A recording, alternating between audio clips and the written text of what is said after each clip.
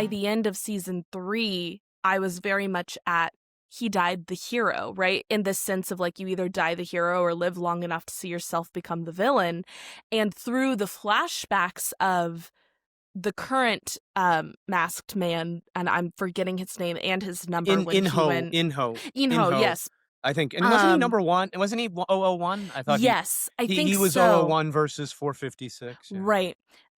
We see that like he got the same essentially deal as 456 did and took it. And so there is that interesting foil that we see, but he had to die to stay the hero. And I do think that that is kind of the message in this archetypal sense. So that is really interesting that I did have such a strong, and maybe part of that is projection, now that I'm thinking about this too, that it's like I really want someone to be fighting for justice and hope despite all of the reasons to despair that the show gives us, right? It's like that is kind of this persistent quality that I think I have. So maybe some of that is projecting onto 456 a little bit, that I wish that we had someone that just is really, really noble. But I will say in season 3, I think, and maybe this will take us a little bit more into the gender dynamics at play too, the relationship that he has with the baby and 222, I want to say, the mother, and him saying like, I mean, once again, I completely agree with you that like trying to overthrow in this coup from the inside was like really not smart. It wasn't well thought out. Like we need to be a little bit more strategic as the quote unquote good guys.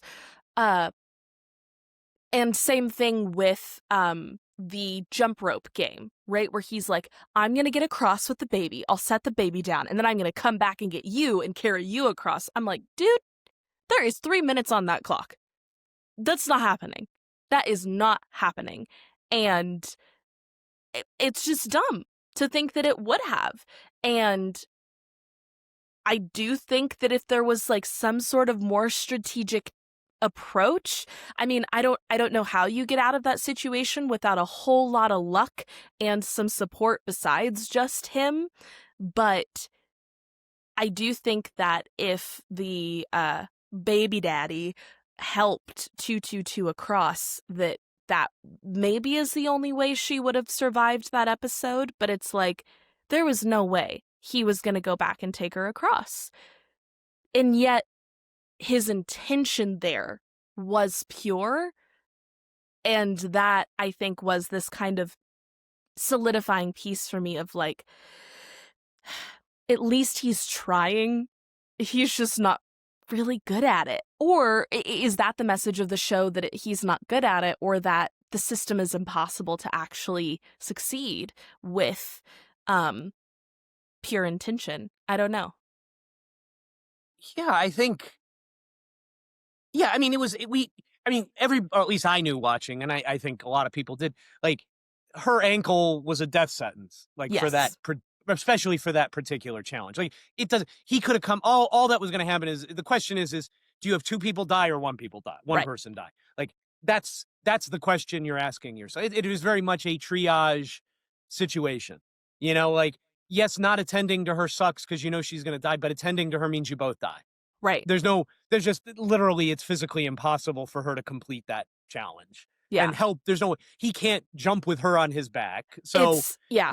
This isn't like, the baby, yeah, he could do it with the baby. I mean, it's definitely challenging because you're a little bit, he is an expert at making in slings for the baby. I'm very impressed with how Yeah. makeshift those, because like for me, the thing would have fallen apart and the baby would have dropped and then I would have fallen and, that would have been the episode. Yeah. Something like that. But, yeah, I agree. And I mean, here's an interesting question though, maybe as with respect to the pregnancy storyline, which is, I gotta be honest, a little bit of a hackneyed storyline to me. I mean, very, very convenient there. But let's take it at face value. But what are they trying to say? What are the writers trying to say? And so this pregnancy storyline for Junhee, 222, there's one of two possibilities. Well, at least two possibilities. You could see it as reducing um, her to motherhood. So really, all she became was a mother, or you could see it as elevating motherhood as resistance. So the very fact that this life survived was a form her that this child survived is a form of resistance. And I'm just curious, which of those two resonates with you as I ask that question as we talk about her. Wow. Yeah. What a beautiful question because I agree when we learned that she was pregnant, I was a little bit like, "Oh, eye roll." They very clearly were like this would be a cool storyline to explore some different themes. Um, but I do think it explored some cool themes. So, taking it at face value, I very much felt like watching it that it was women are reduced to mothers, and her entire narrative became about protecting her baby. And even in communicating with the other women that were there to and supported her, and the other mother in the game that was the much older mother that actually killed her son to save the pregnant woman and the baby, right? That it's this like motherhood is sacrifice, right? I think is the message that we see. And when you choose to become a mother, that has to be all that you are, is very much what I think the motherhood lines give us in this narrative. And I do think that that's not as critiqued as much as it should be in the show, because I do think that is a function of systemic capitalism in a lot of ways, because, we want the birth rates to stay high so we have enough good cogs in the machine to make money. Um, and I think also the baby then being replaced as 222 very much communicates this message of like, and your debt is passed on as well as your wealth, and what does generational wealth mean, and all of these things. But both of these women that were mothers in the show and showed these two different aspects of motherhood were still just mothers.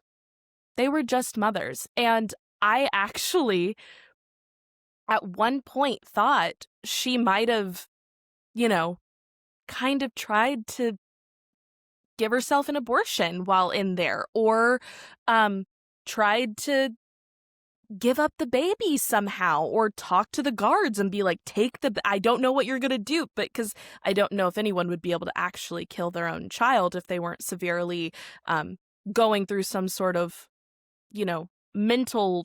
Psychosis, or yeah, Right, yeah, exactly. totally, totally. Um, because it is this like very life for a life. And it's like, well, when you're a mother, you've already sacrificed your life for the child. Might as well actually sacrifice your life for the child, was kind of the thing. I wish that we saw a little bit more of motherhood as resistance, because I think that there is a sense in which it can be in this it's a miracle of creation. It is a gift that women have been given to be able to create out of nothing in a world that tells us, workers should be as separate from the means of production as possible. Motherhood is just about as close as the worker can get to the means of production. Um, and yet, you're still just reduced to producer, not anything else. And I do think that we just see it reduced to mother as opposed to any resistance. But what do you think? I think there's other readings you could make, but I think that was my take as I was watching, for sure. Yeah, I mean, to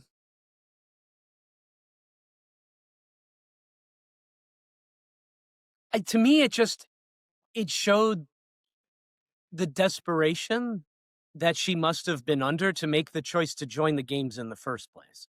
Yeah. Because I mean, I think it shows the vulnerability of women who are who don't have a support system.